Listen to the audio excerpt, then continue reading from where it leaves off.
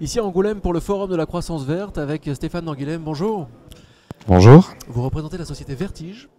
Oui, tout à fait. Nous sommes fabricants d'un système de végétalisation de toiture particulièrement innovant puisque c'est un procédé que nous développons à partir d'une filière de recyclage. En fin de compte, nous transformons des tapis d'importation de café, de cacao, des sacs de patates que l'on déchiquette, que l'on transforme en tapis et dans lequel on intègre un système d'irrigation qui nous permet de proposer un procédé, le procédé le plus léger du marché.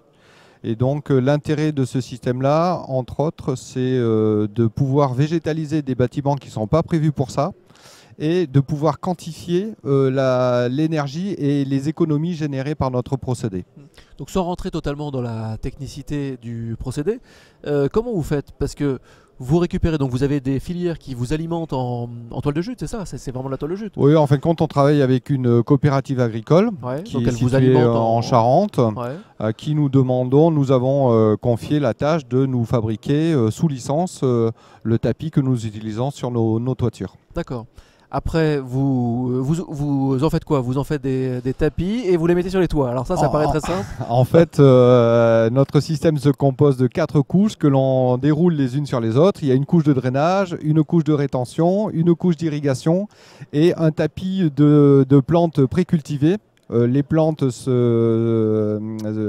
partie de la famille des Crassulacées.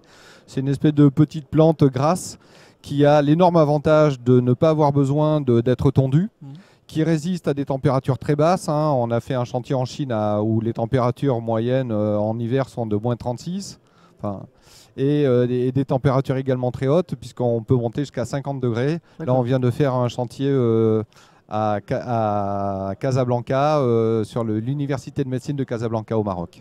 Vos clients de prédilection, ce sont les architectes, ce sont les promoteurs? Comment ça fonctionne? Comment on se fait connaître quand on a un procédé comme ça? Les deux, on est prescrit par des architectes, par des bureaux d'études qui souhaitent justement créer des zones d'espace vert et de biodiversité dans des zones urbaines, en ville par exemple.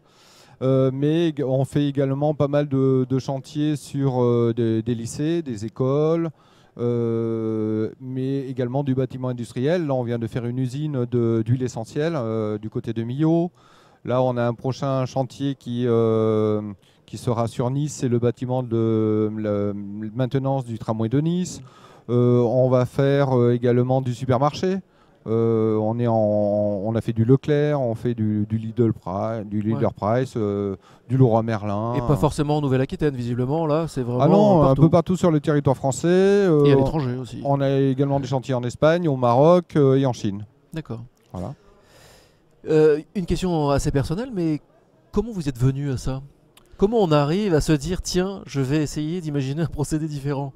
Alors moi déjà, mon père était horticulteur, moi j'étais paysagiste pendant une vingtaine d'années et j'étais amené à travailler aux États-Unis et notamment on me demandait souvent là-bas de faire des jardins sur des toits d'immeubles et je trouvais un peu dommage, pour ne pas dire stupide, de faire monter mes équipes d'entretien en haut d'un immeuble pour aller tondre des pelouses. Donc j'ai commencé à m'intéresser à des plantes qui n'auraient pas besoin d'être tondues, donc avec un minimum d'entretien.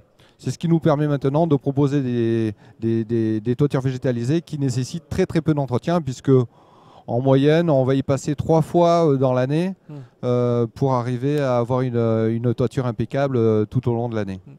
Le bénéfice ou les vertus d'un toit végétal, c'est quoi? Avant toute chose, c'est une protection d'étanchéité. Ouais, en général, on s'aperçoit qu'on a une fuite lorsqu'on a un dégât des eaux. Une étanchéité donnée pour une durée de vie de 15 ans en moyenne. Les gens la font durer 20 ans.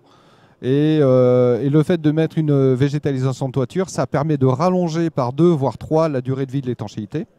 Ensuite, c'est une isolation thermique en hiver et une climatisation naturelle en été.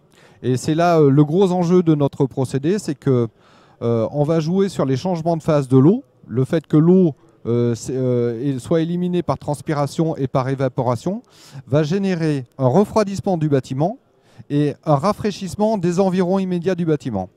À l'heure qu'il est, il faut savoir qu'une ville comme Bordeaux, en moyenne, Bordeaux est la ville en moyenne où la température a le plus augmenté ces 10 dernières années.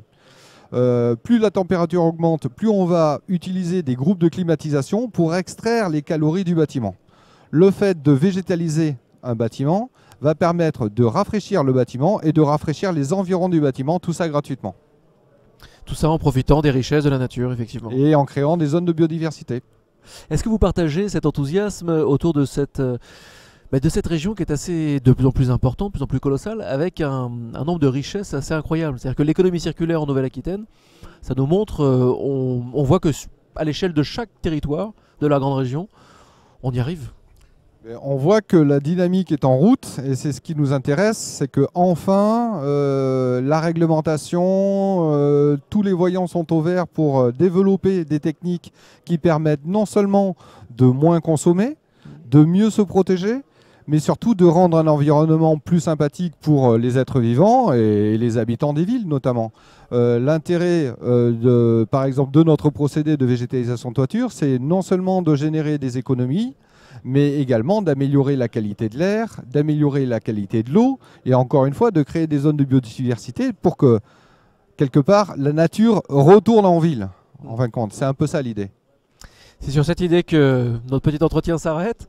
Merci beaucoup Stéphane Dinguilhem, Société Vertige. À bientôt. Merci beaucoup. Au revoir.